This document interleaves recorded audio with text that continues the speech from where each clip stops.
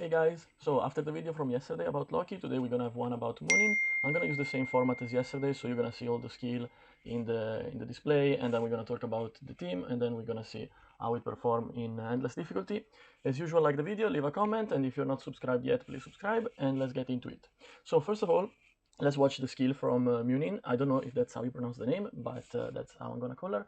So first thing is that she deal damage to all the unit and increase the damage taken in the front row. So you know that you need to put your most tanky heroes in the front row because that's where they're gonna die faster, they're gonna get more damage.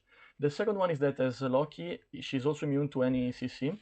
So it's not important to have heroes like Evelyn to stun her because she doesn't get stunned. She also has water resistance, but most of the DPS hero usually are light or wind, so that's not a problem. And she also has very high evasion. Now this is one of those boss where assassin performs well because they can ignore evasion, but unfortunately I don't have any assassin hero leveled up, ranked up, so I still use my mage as main damage dealer. And she has 3 followers, and for every follower that you defeat, you can reduce the evasion of the boss by 15%. That means that you need to focus on killing all the followers as fast as possible so that you can deal as much damage as possible to Muninn. And then the last one is actually quite interesting. It's the normal attack always target the front row, and that's not a problem. The problem is that normal attack and skill that target the priest is gonna disable all the talent, the relics, and the pet for this priest for 2 turns.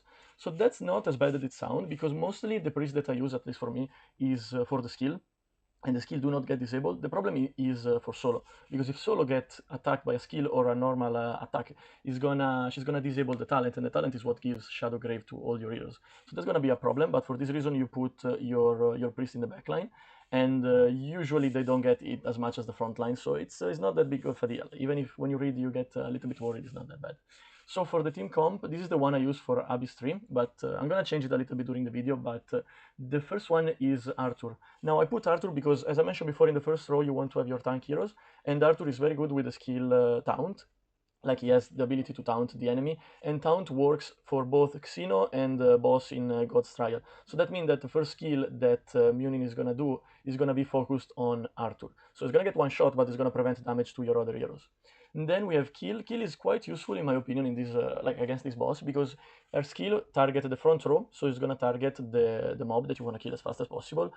And for every mob, like for every time that she attack someone, she gets damage reduction. So she gets a nice damage reduction in like in the early phase of the boss, and this is gonna help her tank the attack of the boss. Remember, the idea is that you want to keep your front line alive for as long as possible, so that your damage dealer in the back line can continue to deal damage, and your priest can keep healing. So this is the idea of the team. Then Brienne, as usual, to boost damage. Maeve, same. This is the 3 damage dealer: Flora, Sophia, and Delia.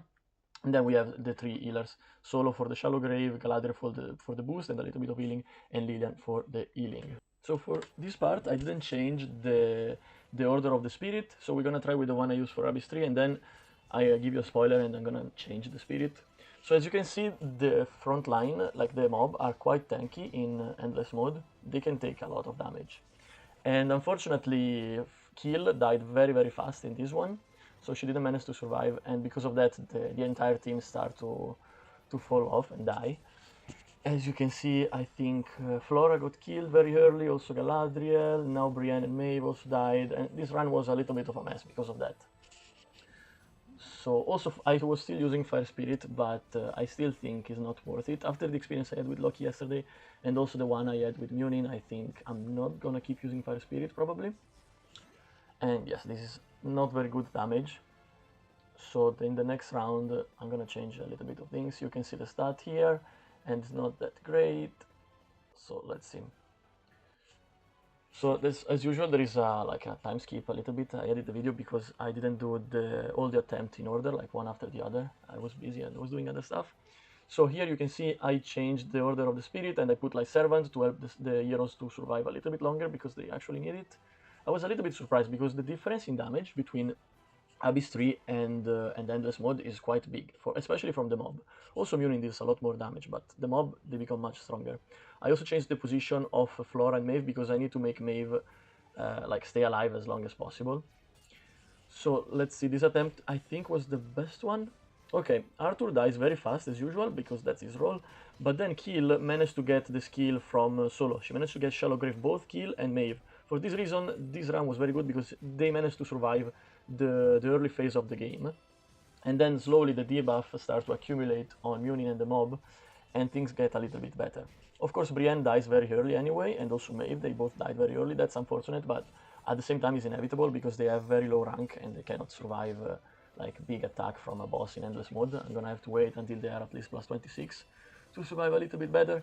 But except for that, things went well. If you see, there's a lot of time when Flora and other heroes miss, but also that's inevitable because this boss is based on evasion, so that's it's gonna happen anyway. Even after you kill all three of the mob, she still have very good evasion, and that's why in this kind of situation, Flora perform a little bit worse than Sophia and Delia, because their damage is not based only on the skill, but also on true damage and poison, while for Flora it's only like crit damage most of the time.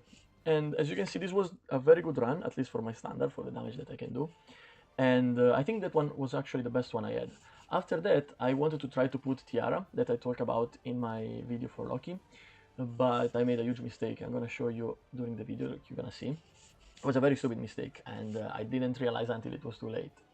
So the idea was to put Tiara in the backline so that she can survive longer, and for that I moved Sophia in the front row, which is not bad because Sophia can tank. I mean, she's not a tank obviously, but she has self-healing, and because she's plus 30, she has a lot of HP, and she can survive a little bit of it. So as you can see here, I put Jester on Tiara to make her a little bit faster, but she died very soon anyway. Like, she's so underleveled, and also she has lower stat anyway because she's a SR hero, that she got destroyed even if the attack was targeting mostly the front row. That's unfortunate. But this is not the main reason why using Tiara was a mistake, in my opinion. So this run obviously was bad because almost everybody died very fast and very early, so not much damage. But the other big problem is that, as I mentioned before, the damage, most of the damage is from Sophia and Delia, and it's not from their actual damage, like crit rate or crit damage, or the attack overall, even if poison obviously has a max damage based on the max attack of the hero, so max attack of Delia. But the problem is that the hero that would get the biggest benefit from Tiara is Flora, but Flora is the hero that I took off from the team to put Tiara. So that was a very bad idea, it was a very rookie mistake. And that doesn't mean that Tiara is not gonna buff the damage, is not gonna boost the damage, of course.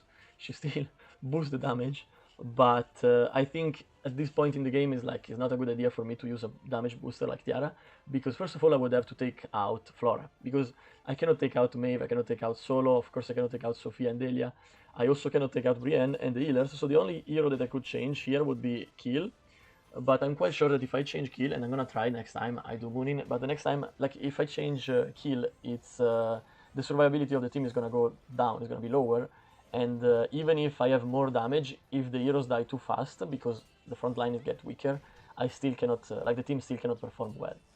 So I think that's why Tiara was like a bad decision and a mistake, especially taking out Flora to put Tiara in the team was not like the best idea. She would benefit Flora more than she benefit Sophia and Delia, in my opinion. So that's why these two attempts were not as good as the second one, and the damage was lower. Even if I think in this one I survived 15 turns, like the second one, but still the damage was much lower, as you can see. So that's why I think team building and like thinking about the hero that you put in your team is important, because even if on paper Tiara is a good hero, is a very very good damage boost for many modes in the game, in this case was a bad idea. So same as the last video, we're gonna have an image with the hero that I think are good for this boss. So the DPS is the same as Loki. I think the DPS will probably never change except maybe for the spider boss that I forgot the name, because that one is mostly for like it takes damage mostly from assassin hero, and this one are all mage. But yeah, I think overall that the DPS are always the same because they are the best one in the game so far for the boss.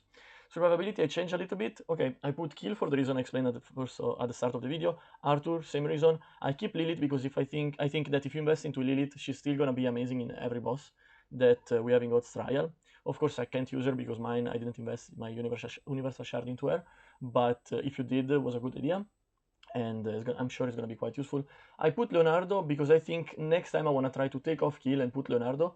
The reason is that I want to check if the damage reduction from Leonardo is fast enough to proc, like if he can skill fast enough to tank a little bit in the front row to tank the damage compared to Kill. Probably not, but I want to check, and overall I think it's a good idea. If I take out Tiara, instead of putting back Flora, I could also try to put Leonardo to see if he can make Maeve and Brienne survive a little bit longer. And if they do, then of course I'm gonna deal more damage and things are gonna improve, but I don't know, we're gonna see next time. And for the damage boost, I still keep the same hero as Loki. And again, Brienne only if you invested into her, like I did. Mine is only plus 22, but of course she's already tier 2, so she can provide good value, and the skill is already tier 3.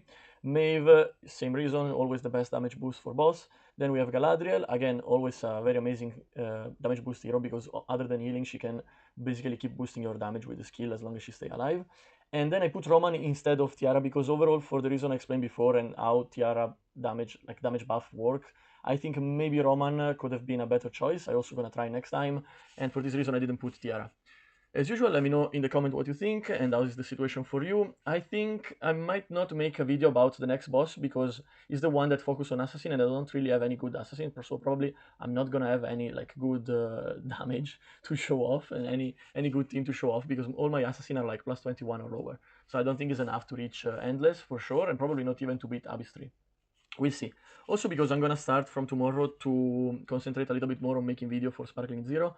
As you know, it's one of the reasons why I started the YouTube channel. Of course, I'm not gonna stop posting video about Endless Grade. I'm still gonna keep posting video and update about it every time we have new mode, new event, and stuff like that. I'm also gonna finish stages soon, so probably eventually I will make a video about like a guide for stage pushing.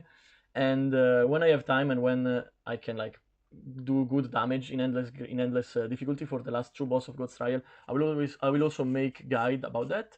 So that's it. Thank you for watching the video. Have a nice day and see you in the next one. Bye bye.